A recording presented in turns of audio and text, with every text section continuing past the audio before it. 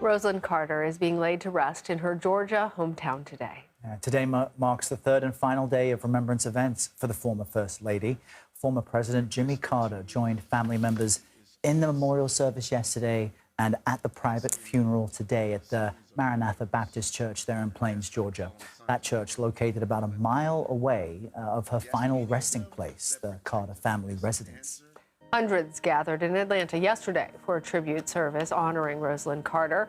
President Biden, former President Clinton, their wives, several other former First Ladies were all in attendance.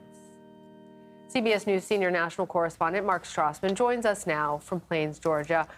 Mark, talk to us about what is happening right now. We understand that you are there on the route that the procession has just passed by. Lana and Errol, the funeral service, which was small, private, family and friends only, has just ended. And the funeral procession, the hearse that's carrying Mrs. Carter's body, just passed by us, just right behind where I'm standing, within about the last 10 minutes or so.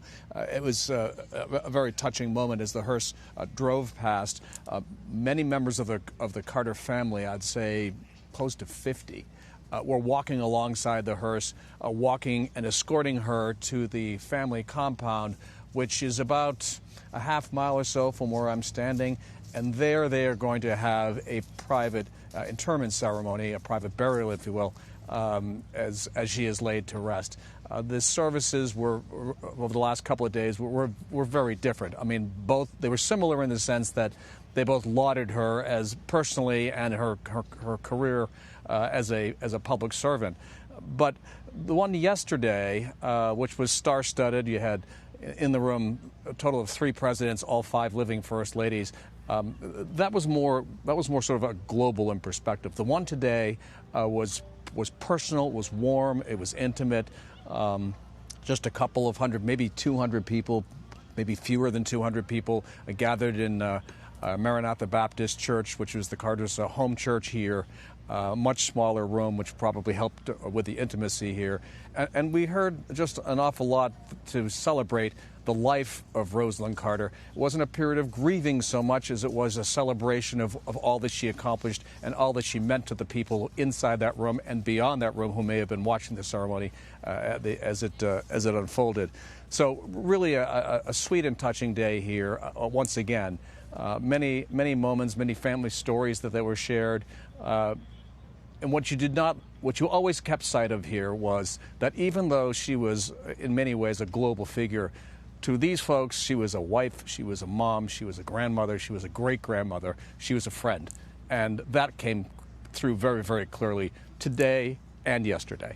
Mark, one of the things that really struck me during yesterday's memorial service was that exact point, that these kind of larger-than-life national and international figures post-presidency decided to move back to their hometown of Plains, Georgia. I think the population where you are is only in the hundreds. And I know you've been there many times. Tell us about how their legacy lives on in the folks who are in this tiny town in Georgia. Well, when you live in a small place like this, and you're right, it is tiny. That commercial block that you see behind me is the only commercial block in Plains, Georgia, okay? And there's a former president and first lady who live among you. Of course, you never forget that they're a former president and a first lady. But they were also friends, neighbors, in some cases confidants. They leaned on each other for support. And this community is very, very protective of the Carters, and understandably so. And so the special relationship that the Carters developed over the decades with the people who live in this small town was very much in evidence here today. And as people lined the procession route behind me to watch the hearse pass by, some bowed their heads. I could tell some people were saying a little prayer. People here are going to miss Rosalynn Carter very much. You know, Mark, today being the final day of remembrances for the former First Lady, I'm thinking about how, to the national conversation, we have elevated the causes that Mrs. Carter championed. Housing security, destigmatizing mental health, celebrating caregivers. I'm wondering if you can talk to us about how, even in her passing, those issues have become elevated through her work and through her legacy.